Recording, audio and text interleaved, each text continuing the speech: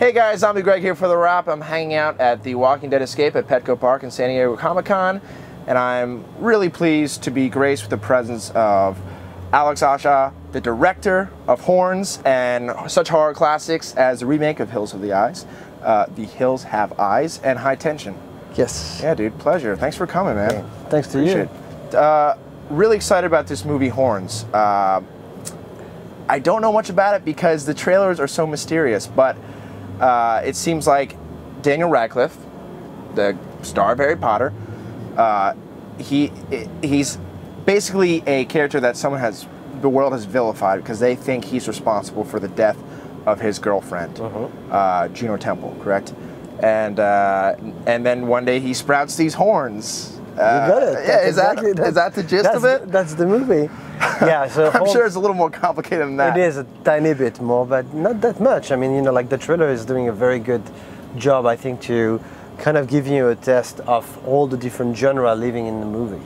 I mean, that's what really got me in the beginning. When I read Joe Hill's book, Horns, 4 years ago when I was finishing Piranha, I got completely blown away by how that crime mystery around this young man trying to find out who killed his girlfriend and having horns growing on his head and trying to find out who killed his girlfriend was like an amazing kind of shifting of tone. You know, like you start, it's like dark comedy, and you go in a very emotional drama, and you go to like a supernatural thriller and a love story, and you get back to the emotional, and all together in one book. You know, I knew that I had to make the movie.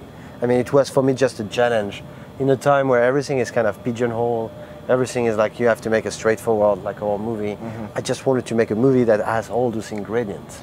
And yeah, it seems very unique. And what I like about it too is it seems to kind of be examining our society's habit to kind of judge by popular opinion. Yeah. Where it's like, you know, yeah, the court of public opinion is more powerful than the courts these days, because even if they're proven innocent, it's like there's people who are going to be like, well, no, I think they did it. I think they did it, and they really have no idea.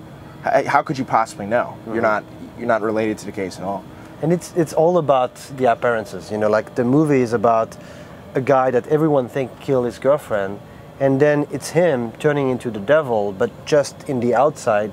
And as he's turning into the devil, you know, in his like physicality, like you see that the rest of the world is turning into hell, because the power of the horns is to basically bring the worst of people out.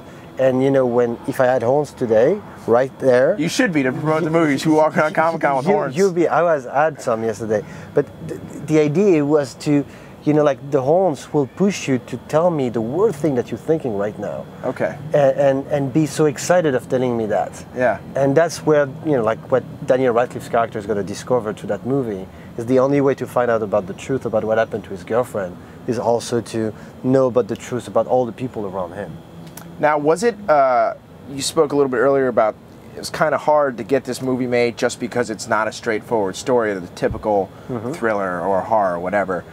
You know, what was the kind of journey to get this made and to get such a great cast like Daniel Radcliffe involved? You know, I think the book was really the reason, you know, behind everything. I think everyone that got on board, and I'm talking about my producer, Kathy Schulman, and Joey McFarlane and Red Granite, who financed the movie, they just fell in love with the book the same way so many people.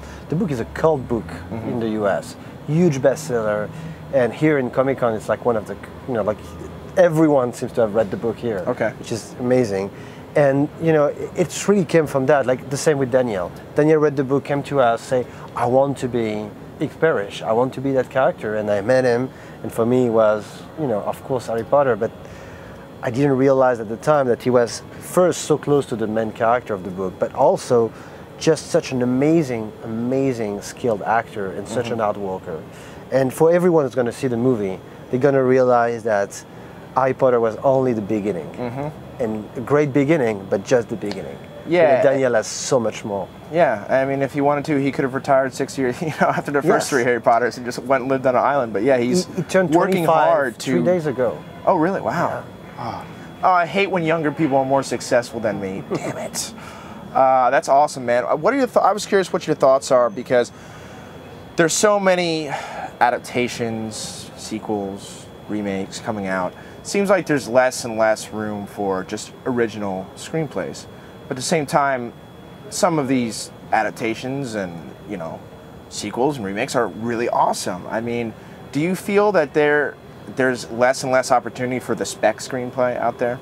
I really feel that no matter what, there is a world right now where there's so many much more like pre-marketed movies, where like people feel confident of financing movies only because it's the title, only because it's a sequel, only because it's a reboot, a remake, or you know, whatever. But that's kind of like, it's the easy way. And at the end, I believe that the audience is craving for novelty, that there is a huge appetite for something that are not formulaic, that are not the usual thing. But that said, you can do a remake and do something so unique and original. You know, it doesn't mean that it needs to be like an original title, an original story, because, you know, so many stories have been done. It's really about finding a way of telling the story. Sure. It's the execution of it that's going to be different. You know, like when you make scary movie, like you play with the expectation of the audience, and audiences like are getting trained, and they know when the payoff is going to come. They know when the build-up means. They know when the little violent music is going to lead to. And if you don't reinvent the genre every time, you just lose them because they get bored. So you need to reinvent yourself all the time in that genre to make a good movie, because a good movie is an immersion. It's like an experience more than something that you watch. And you know, it's really in that world right now. We really have to try to be more original, even if it's a remake, even if it's a sequel. Within this boundary, we have to find a voice that's a proper and unique voice. For sure.